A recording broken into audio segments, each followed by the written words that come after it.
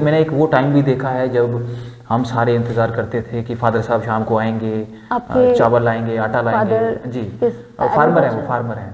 तो हम वेट करते थे कि वो शाम को आएंगे तो हम खाना खाएंगे, ठीक है ना। तो मैंने वो दिन भी देखे हैं। और दूसरा ये था कि माता जी मेरी जो है वो एक गृहिणी हैं, और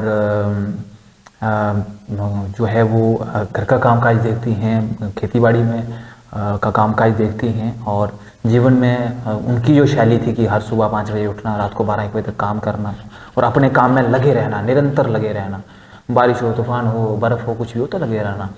तो वो जो है वो मुझे आज याद है कि एक वाक़या मेरी लाइफ में हुआ था, वो शायद मेरी माता जी को याद ना हो।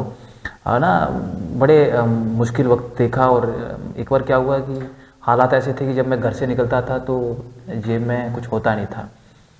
तो बहुत बार ऐसा होता था कि माता जी के पास भी कुछ नहीं होता था।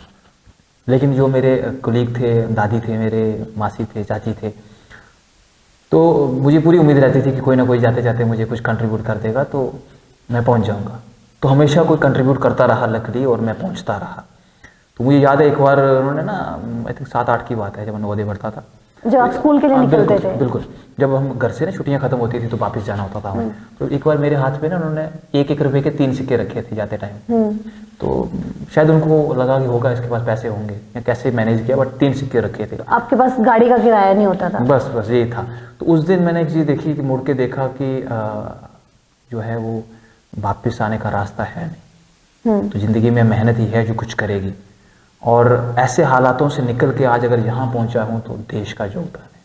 नवोदय था तो देश का योगदान था, एनएसएस था तो देश का योगदान था, मंच मिला तो देश का योगदान था, अवार्ड है तो देश का योगदान था।